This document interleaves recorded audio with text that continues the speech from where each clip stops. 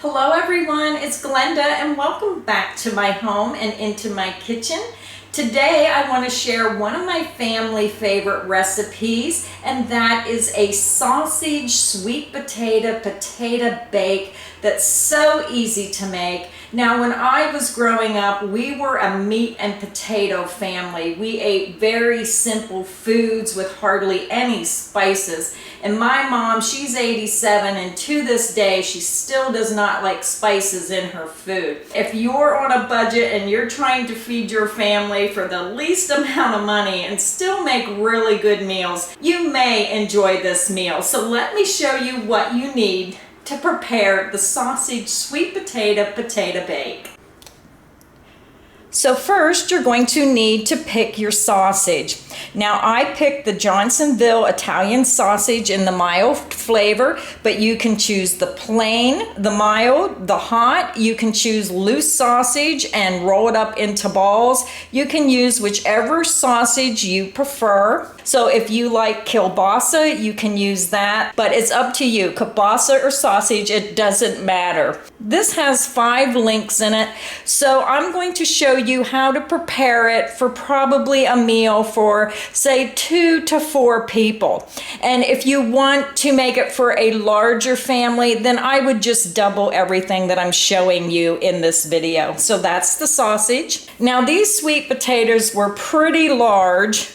You can see them in my hand. They were really big sweet potatoes, so I'm just going to use 2 sweet potatoes. Now my white potatoes were so tiny that I'm using 5 little potatoes. So you have to compare it to your sweet potatoes, probably equal amount sweet potato to white potato. So because these are so tiny, I have to use kind of double. So use your own judgment on the potatoes. I like to go whatever amount of sweet potatoes, the same amount of potatoes. You're also going to need 1 big onion. Now I like the really nice onion flavor in this, so if you really like onions, you can use an extra onion. And I use the sweet Vidalia onions. I love that sweet onion taste, so 1 big onion. You're going to need a little bit of salt and pepper, and then about 1 cup of water, and that's all you're going to need. So now I'm going to go ahead and wash my vegetables.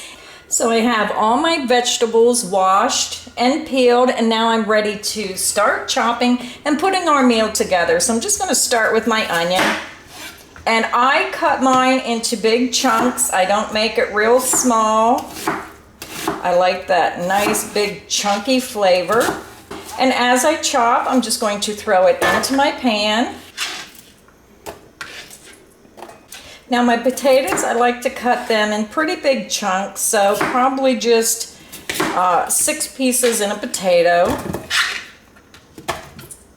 unless they're really small. So you can chop whichever way you prefer. It's just all in the timing. The smaller the pieces, the faster it's going to cook. So now I'm going to cut the sweet potato, and I like to cut these chunks just a little bit bigger because it seems like my sweet potato always cooks faster than my white potato. So I'm going to try to keep these pieces a little bit bigger. And I always have trouble cutting my sweet potatoes. They always seem really hard to cut for me.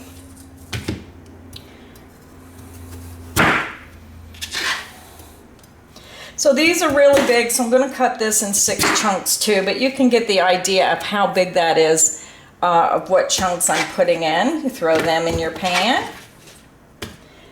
And it's funny because when I look back on my childhood, when you're a kid, you love everything. And then when you get older, I didn't realize how, we were missing out on all the spicy foods. So then when I met my husband, he started introducing me to all kinds of flavors. It's funny because I used to stick my nose up at everything. And then once I started trying stuff, it just woke up a whole new world of how delicious food can be when you add some of those spices to it. So our potatoes and onions are in the pan, and now I'm going to do my sausage. Now again, I do not like the skin that's on the sausage, so I'm just going to run my knife right underneath that skin, and I'm going to peel that right off my sausage. Now if my husband was making this, he would leave that right on there. I just don't like eating that. So I take it off and then I just slice it into like bite-sized chunks. Then I'm gonna throw that in the pan. This is so easy to make. It's so few ingredients. Sausage, potatoes, sweet potatoes, and onions. How simpler can you get for a meal that's delicious? Now, when you get this all done, you want to make sure your oven is preset and preheated on 350 degrees. So now I'm just going to take a spoon and I'm just going to mix this up, get the potatoes and onions and all that flavoring mixed up. So once you get it mixed up, you're going to salt and pepper to taste. Now, I never tried this with green peppers or putting peppers in this, but I think it would probably really add some remarkable flavor to this if you add some green peppers to this. But I'm not sure how they go with sweet potatoes, so I'm just going to make it the way I always do, salt and pepper to taste. And then what you want to do, now I have about a cup of water. It depends on what size pan you're using and how much you're doing, if you're doing a double batch or a single batch. So I pour it in just so it coats the bottom of the dish. Now I'm just going to cover my dish with foil wrap. Make it nice and tight and seal around that pan so all that steam and all that flavor just mingles into those potatoes. Now I'm just going to pop it in a preheated 350 degree oven for about 1 hour. After an hour, take it out, use a fork, check those potatoes, check your sausage. If it's done, then you're ready to eat. If it's not, then cook it just a little bit longer. So an hour is up. It's time to take it out of the oven. And let's give it a check and see if it's done.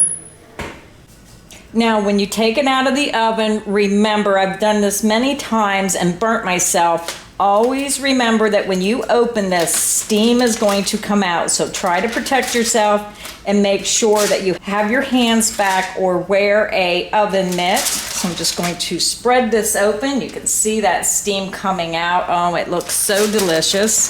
So let me check my potatoes. That one's done. The sweet potatoes are done. Let me try this big one.